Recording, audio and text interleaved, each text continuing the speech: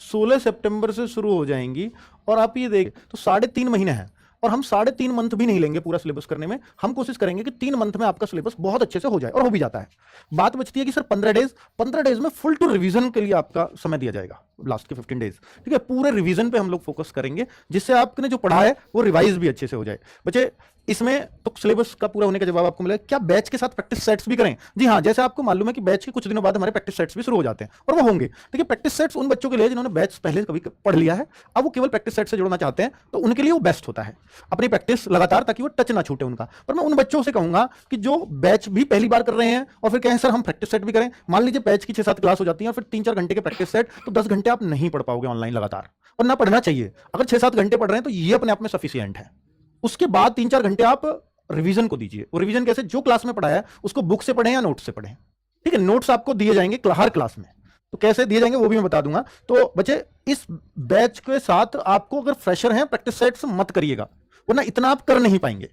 इसलिए कह रहा हूं, अगर आपको लगता है नहीं मैं कर पा रहा हूं आसानी से, तो ही आप उसको छेड़िएगा। तो क्या संडे रेगुलर मॉक दें?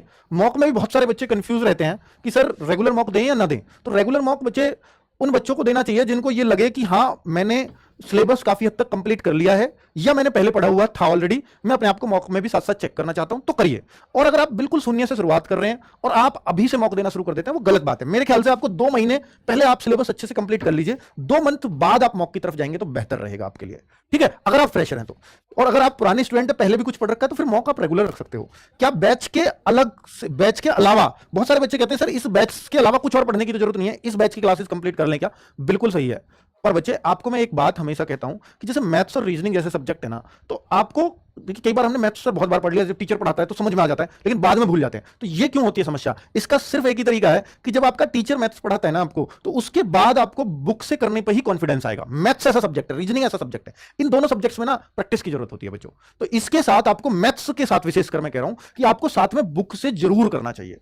बुक आपको वो कॉन्फिडेंस देती है कि जो टीचर ने सवाल छुआ नहीं, चाहे वो ऐसा ही था, पर बुक वाला हमने कर लिया, तो एक कॉन्फिडेंस आपके मन में पैदा होगा।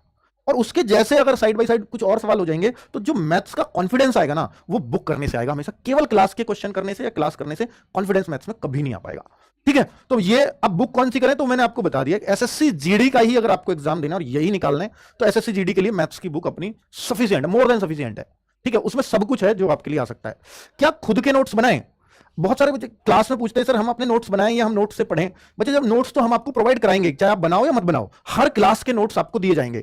बट आप खुद के बनाएं या ना बनाएं, इसमें अगर आप कंफर्टेबल हैं कि सर मेरा बहुत समय नहीं जा रहा है, मैं क्लास के साथ ही तैयार कर ले रहा हूं और तैयार करते करते मुझे याद हो जा रहा है, तो आप नोट्स बनाओ। वरना तो आप अपना ना शॉर्ट नोट्स बनाओ कि बस मेन मेन पॉइंट लिखो, और उन मेन मेन पॉइंट, जैसे मान लीजिए आपके टीचर ने 4-5 पेज पढ़ाए, पर आप सिर्फ पॉइंट लिखो और उन पॉइंट को ही फेरो कि क्या इन पॉइंट्स को जो मैंने लिखे हैं कि इनसे मुझे पूरा टीचर का पढ़ाया हुआ याद आ रहा है, तो वो होता है शॉर्ट नोट्स।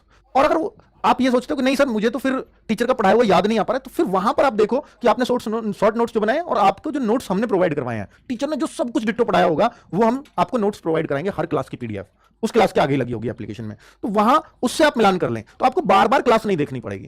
ठीक है, बार बार देखनी भी नहीं चाहिए क्लास को। आप कोशिश करो कि मुझे एक ही बार देखनी पड़े। ठीक है, कि बार बार देखोगे तो वो आपका टाइम जाएगा, और उतना टाइम अब आपके पास नहीं है। चलो, अब मैं आपको आरडब्ल्यू की टीम दिखा देता हूं, क्योंकि आप टीम ही देखने आए हैं फिलहाल, ये वीडियो उसी के लिए था, पर ये सवालों के जवाब आपके बैच से रहते हैं। तो भाई, ये पूरी कंप्लीट